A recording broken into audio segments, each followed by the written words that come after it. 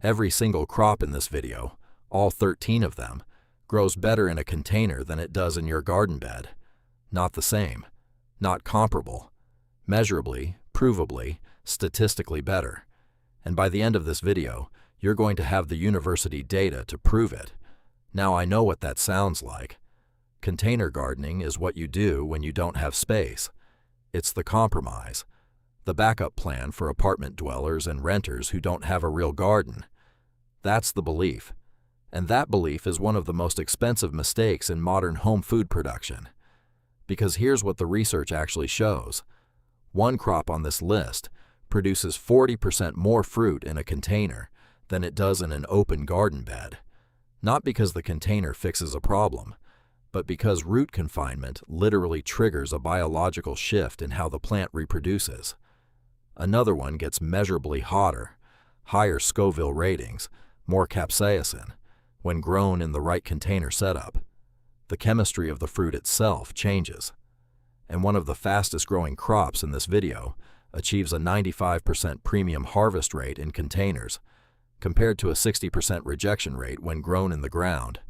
We're covering 13 crops today: vegetables, fruits, and herbs. Each one has specific physiological reasons why it doesn't just survive in a container. It thrives. It outperforms. It produces more than your garden ever gave you. Let's start from the beginning. Market context. Why this matters right now. Before we get into the crops, I want to give you a number that reframes everything. In 2025, Americans spent $79 billion on lawn and garden activities, all-time record, up 13.5% in a single year. But here's the detail that surprised me most. The number of active gardening households actually went down. Fewer people were gardening, but the ones who were, they were spending dramatically more. Per household garden spending hit $740, up 18.3% year over year. What's driving that? Two things working together. First, inflation. Roughly 2/3 of households planning to expand their food production cited grocery prices as the primary reason. People are growing food because food is expensive. Second, housing. Approximately 1 million new apartments are planned for construction in the United States over the next 3 years. HOA rules and rental agreements in most of those properties prohibit in-ground soil disturbance. The ground isn't even an option for a growing percentage of American gardeners. And here's the demographic data that makes this fascinating. Renters, people without yards, without ground access, are now out-purchasing homeowners in vegetable and herb seed categories. They're producing more food per square foot than people with entire backyards. The container planters market reflects this shift. Currently valued at $4.91 billion, it's projected to reach $8.90 billion by 2033. Millennials and Gen Z now represent nearly 1/3 of all U.S. gardeners, with about 70% identifying as plant parents. This isn't a trend. This is a structural shift in how America grows food. And the 13 crops we're about to cover are exactly why container gardening isn't a compromise, it's an upgrade. Let's get into the vegetables first. Vegetables crop 1. Blueberries. We're starting with blueberries. And yes, I'm putting them in the vegetable section because most people grow them as part of their food garden, not as an orchard crop. We'll get to the dedicated fruit section shortly. Blueberries are one of the most pH-sensitive crops in home food production. They demand soil acidity between 4.5 and 5.5. That's extremely acidic, more acidic than almost every native garden soil across the American West and Midwest. In regions like Colorado, Utah, and northern Illinois, native soil pH routinely sits above 7.5. That's not slightly off from what blueberries need. That's the opposite end of the spectrum. And here's the hidden mechanism that defeats most gardeners who try to fix it. Even when you amend in-ground soil heavily with elemental sulfur, the native soil has enormous buffering capacity. It continuously pulls the pH back toward neutral. Season after season, you're fighting the ground chemistry, and the ground always wins. Colorado State University cooperative extension trials confirmed exactly this. In-ground blueberry plantings in alkaline zones show up to 80% crop loss or severe stunting by just the second leaf season. Container cultivation produces the opposite result, and not just by preventing failure. It creates conditions where blueberries genuinely thrive in ways they never could in the ground. When you grow blueberries in a custom peat and coir mix inside a container, you have absolute, permanent control over the root zone chemistry. The pH you set is the pH it stays at.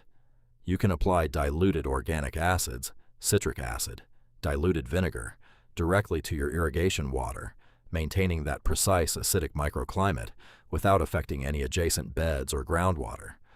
The fibrous, shallow root system of blueberries is perfectly matched to container depth. Drainage is ideal. Aeration is consistent. The plant's physiological needs are met at every level. Long-term return on investment for containerized blueberry cultivation, 291% over the multi-year production cycle. That's not just avoiding failure. That's a thriving, productive micro-orchard on a patio or deck, in a region where in-ground blueberries simply cannot survive. Crop 2. Eggplant. Eggplant is a crop that thrives in warmth. Everything about it, root metabolism, nutrient absorption, fruit set, development speed, is driven by heat. And this is exactly where containers give it something the garden bed cannot. In-ground soils, particularly in the Midwest and Mid-Atlantic, stay cold and dense well into late spring.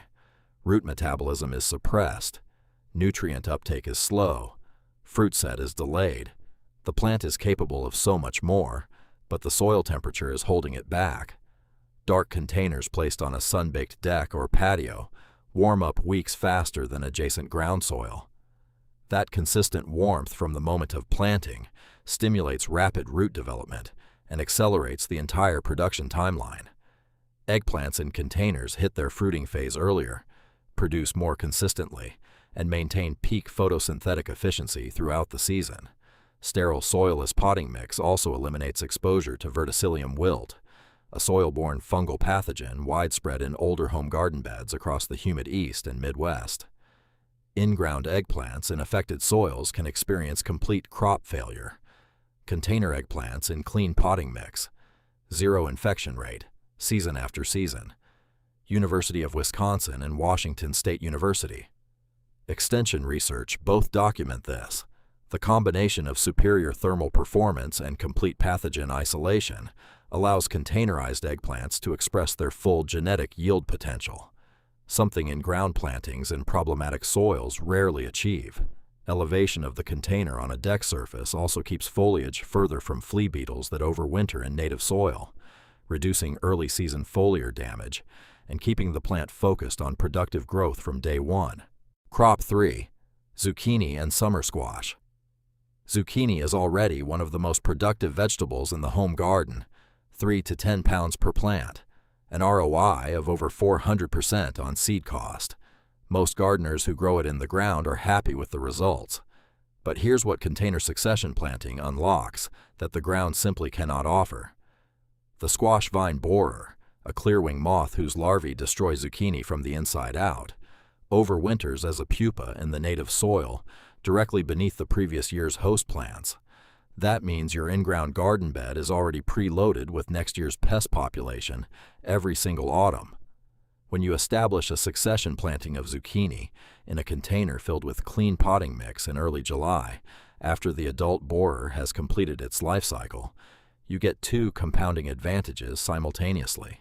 First, the timing places your new plants outside the peak egg-laying window. Second, the isolated potting medium contains 0 overwintering borer pupae. The pest doesn't exist in your growing environment. University of Minnesota and University of Illinois research confirms. Early July containerized succession plantings show virtually 0% pest damage. In-ground plantings during peak emergence up to 100% crop failure. The container footprint also makes protective row cover installation effortless. Drape it over the container.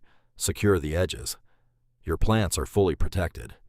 No elaborate staking, no large-scale installation. The result is a thriving second-season crop that produces abundantly through first autumn frost, while in-ground summer squash is dying from borer damage or powdery mildew. 15-gallon fabric grow bags on a deck or driveway. Early July. Clean potting mix. That's the system. Crop 4. Hakure turnips. Hakure salad. Turnips are unlike any turnip most people have eaten. Sweet, crisp, almost fruity, bred to be consumed fresh and raw, and they're ready in 30 to 38 days. But the value of this crop is entirely dependent on one thing: the aesthetic quality of the root. Smooth, pure white, unblemished skin is what makes a Hakure turnip worth growing. Any scarring, any tunneling, any surface damage, and the crop loses its premium appeal entirely. In containers filled with sterile, soilless media, Hakure turnips thrive in a protected environment that allows them to express exactly what they were bred for. Elevated containers prevent root maggot flies from accessing the seedlings. Clean potting mix contains 0 wireworm larvae. The compact container perimeter makes floating row cover installation simple and secure, protecting leaves from flea beetles without any chemical input. University trials confirm the results. Container-grown Hakure turnips achieve a 95% premium grade marketability rate. In-ground plantings without intensive soil treatments see over 60% crop rejection due to root damage. And here's the production efficiency that makes this crop exceptional in a container context. With a 30 to 38 day maturity cycle, a single container can produce 3 complete, separate harvests between early spring and late autumn. 3 crops, 1 container, 1 season. That level of turnover and consistent premium quality is something in-ground production simply cannot replicate at the same efficiency. Crop 5. Carrots. Carrots are one of the most widely grown vegetables in American home gardens, planted in 34% of food gardens nationally. Most of those growers are working with in-ground beds, dealing with compacted soil, clay, stones, and clods that cause their roots to fork, split, and grow misshapen. Here's what changes in a container. Soilless potting mix, composed of peat, vermiculite, and sand, offers 0 physical resistance to a developing taproot. The root follows its genetic blueprint exactly. It grows long, straight, uniform, and smooth. Agricultural trials show a 78% reduction in forked, hairy, or deformed roots in container-grown carrots compared to those grown in compacted clay. But in a container, you can also achieve high-density intensive sowing, up to 40 mature carrots per square foot of surface area. That kind of density is impossible to manage in a standard garden bed without significant soil preparation every single season. There's also an urban food safety dimension worth understanding. Older cities across the industrial Midwest, Mid-Atlantic, and New England carry significant rates of heavy metal soil contamination, lead, cadmium, arsenic, from decades of leaded paint, industrial activity, and vehicle emissions. Root vegetables grown in contaminated in-ground soil absorb those compounds directly into the edible tissue. Deep fabric grow bags filled with certified clean potting mix eliminate that risk entirely. You're not just growing better-shaped carrots.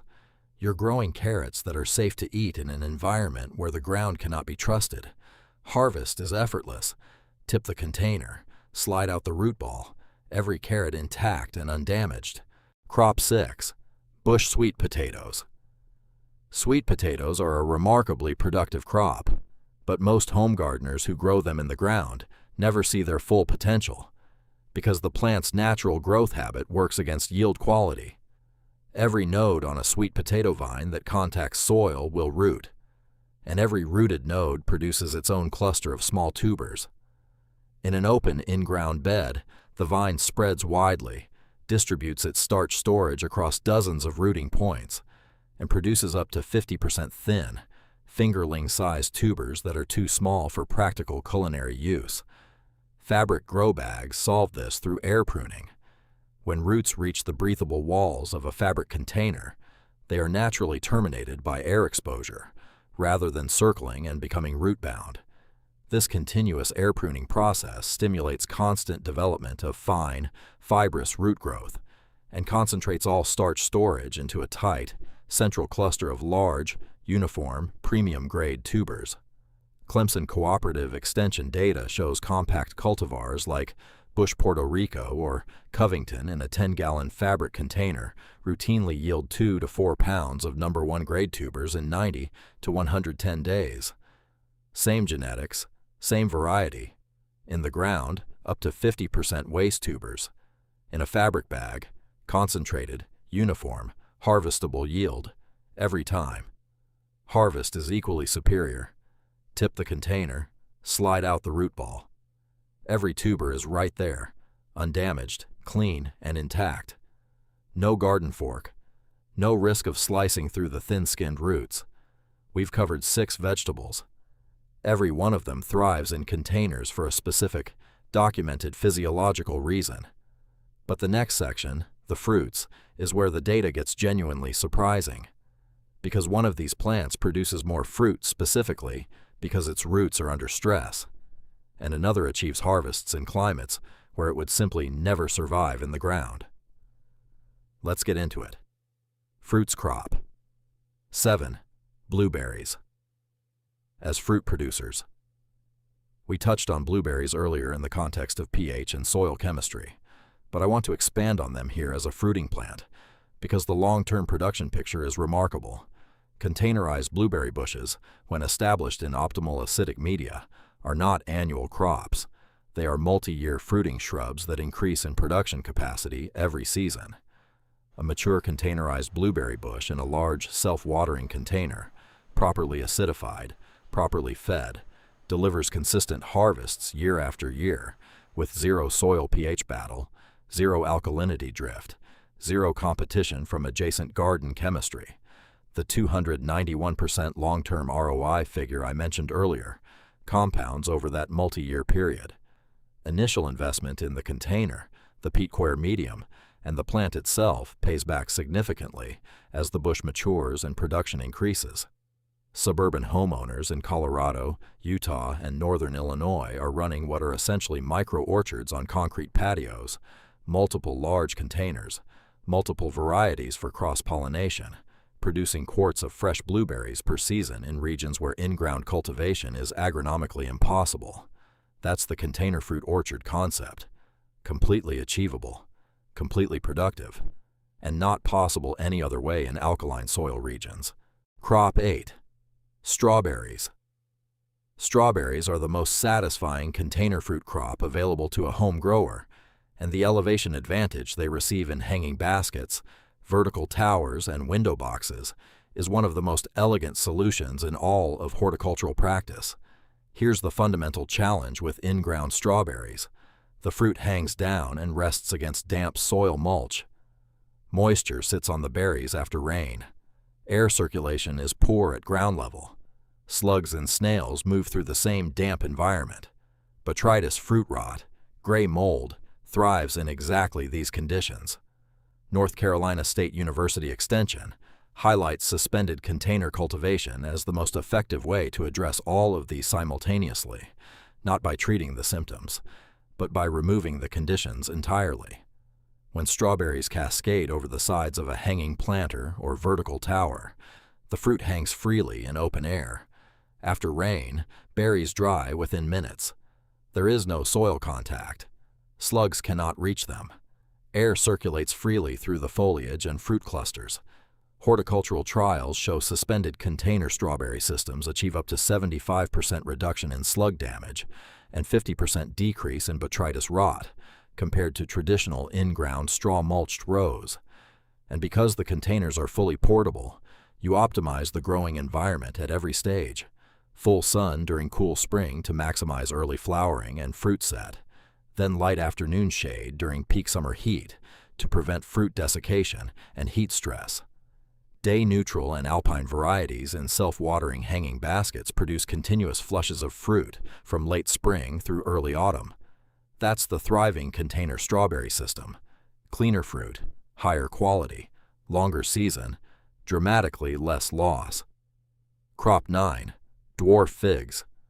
This one goes deep into plant biology and it's one of the most fascinating examples of container advantage in this entire video. Fig trees are vigorous. When planted in open ground with unlimited root expansion, they do exactly what a vigorous tree does. They grow aggressively. Leaves, branches, canopy mass. All of the plant's energy goes into building vegetative structure. Fruit production in any plant is a reproductive response, a biological shift that occurs when the plant senses that its survival or propagation is at risk. Unlimited root volume signals abundance and stability. That signal says, keep growing, keep building structure. Reproduction can wait. Restrict the root volume in a 15 to 20 gallon container, and you change the hormonal signal entirely. The tree senses constraint. Its resource allocation shifts from vegetative growth toward reproduction. Fruiting buds form more densely along the compact branches. The tree fruits earlier and fruits more heavily per unit of canopy space. The data: containerized dwarf figs produce up to 40% higher fruit density per cubic meter of canopy compared to unmanaged in-ground trees. They also begin bearing fruit up to a full year earlier from initial planting. For growers in USDA zones 5 through 7, the Northeast, Midwest, and mountain regions, the mobility advantage is equally significant. Rolling a dormant containerized fig into an unheated garage or basement before winter protects the delicate first-crop breba buds from terminal frost damage. Those protected buds produce an early summer harvest that in-ground fig growers in the same climate zone simply cannot achieve. More fruit. Earlier fruit. Premium first-crop harvest in climates where in-ground figs freeze to the ground every winter. That's a thriving container fruit tree, producing at a level the garden bed never could. 3 fruits, 3 completely different mechanisms: pH control, elevation, hormonal shift. Now we move into the herb category, and this is where I want to push back on something most gardeners assume. Herbs are easy. Herbs grow anywhere. Herbs don't need special treatment. Some of them do. And the ones that don't get that treatment in the ground, they don't just underperform. They die, repeatedly, every winter. And most gardeners keep replacing them without understanding why. Herbs. Crop 10. Mint. Let's start with the herb that almost every gardener has planted in the ground at least once, and then spent years trying to remove. Mint spreads via horizontal underground stolons, runners that extend outward from the base plant and emerge as new plants wherever they surface. In a single growing season, those runners can travel up to 6 feet in every direction. They don't stop at garden borders. They move through adjacent beds, take over lawn edges, and reduce the yields of neighboring crops by up to 90%. But here's what makes mint a genuinely superior container plant, and it goes beyond the obvious containment benefit. When you restrict the horizontal stolons physically, the plant's energy doesn't disappear. It redirects. Denied lateral expansion, mint channels all of its growth energy vertically. Stems elongate. Lateral branching increases. Foliage becomes denser and more compact. You get more harvestable, aromatic leaves per square foot of growing space in a container than you would from an in-ground plant spreading across half your yard. 100% containment rate, higher leaf density, more culinary yield per square foot. And because the container is portable, you can move it between sun and partial shade to delay flowering, the point at which the leaves lose their essential oil potency and become less flavorful. This extends your harvest of high aromatic, culinary-grade leaves well into late summer. Container mint doesn't just contain the herb, it concentrates it, intensifies it, and makes it more productive. Crop 11. Rosemary. One statistic defines the rosemary container case more clearly than any other. Winter survival rate of rosemary planted in heavy, wet in-ground soil in USDA zones 5 through 7 is below 10%. Below 10%. That means if you're gardening in the Northeast, Midwest, or Pacific Northwest, and you plant rosemary in the ground, you are almost certainly starting over from scratch every spring. You are not growing a perennial herb. You are buying annual rosemary at garden center prices every April and calling it a recurring harvest. Rosemary is a Mediterranean shrub. Its native habitat is rocky, dry, fast-draining hillside terrain. Heavy clay garden soils in humid American climates are the exact physiological opposite. Wet, oxygen-deprived, root rot guaranteed during every wet season. Unglazed terracotta containers, filled with perlite-amended, fast-draining potting mix, replicate Mediterranean conditions with precision. The porous terracotta walls actually transpire moisture through the clay, keeping root zone humidity naturally low even after watering. And here's the quality dimension that goes beyond survival. That same evaporative drying process concentrates the plant's essential oils. Rosemary grown in dry, well-aerated container conditions produces leaves with higher concentrations of aromatic compounds than in-ground plants stressed by excess moisture. Your container rosemary is more fragrant, more flavorful, more potent for culinary use. Container rosemary moved indoors before first frost achieves near 100% winter survival. One plant, one container. Year after year of thriving, productive, increasingly aromatic growth. Crop 12. Ginger. Ginger is the herb on this list that most surprises people, because most American gardeners don't think of growing it at all. They buy it from the grocery store, dried or fresh, never considering that it's one of the most rewarding container crops available. Ginger is a tropical understory plant. It evolved under the canopy of tropical forests, warm soil, consistent moisture, partial shade, loose organic growing medium. What it absolutely cannot tolerate in temperate climates is heavy soil, waterlogging, or cold ground temperatures. The University of Florida AFAS Extension specifically recommends ginger as an ideal container crop because containers allow growers to replicate those precise tropical understory conditions regardless of their climate zone. The performance data, ginger grown in a loose, containerized sandy loam potting mix, experiences 85% lower incidence of rhizome rot and fungal disease compared to identical plantings in standard in-ground garden clay.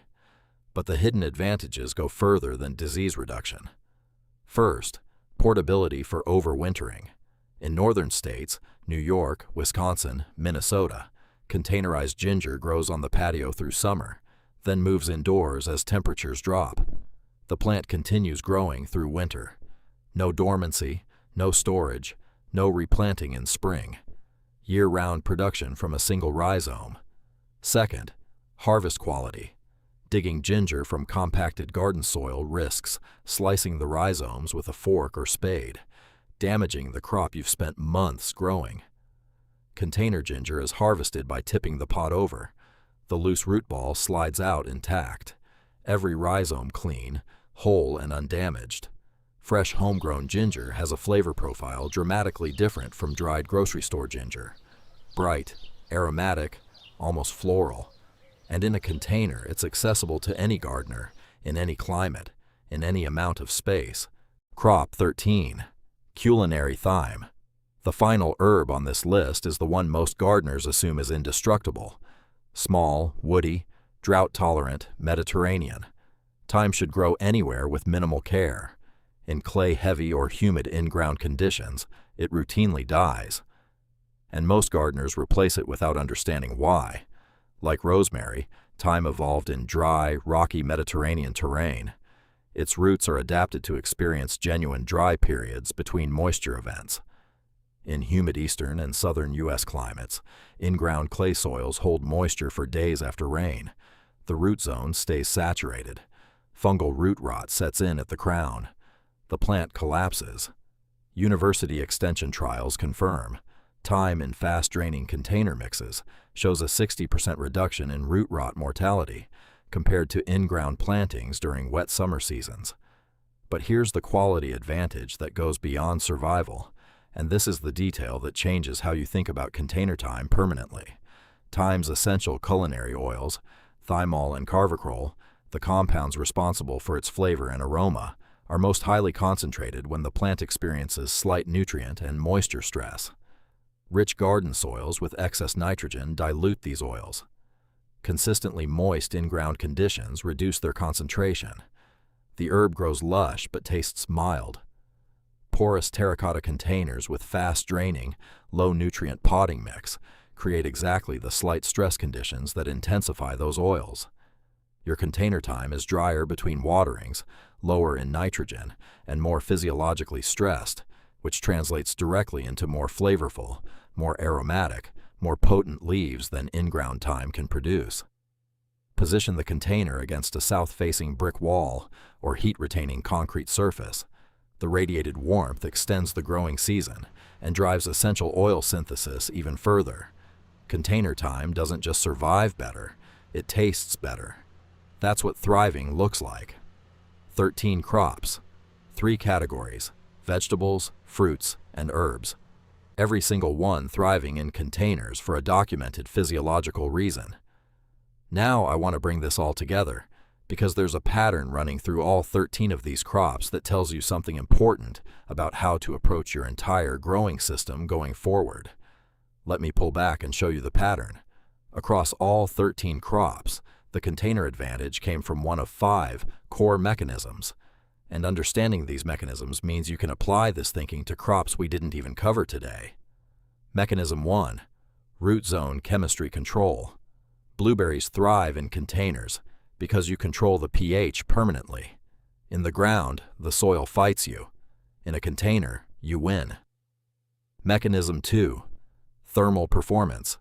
Eggplant, hot peppers, and ginger all thrive in containers because containers warm faster and hold heat better than in-ground soil.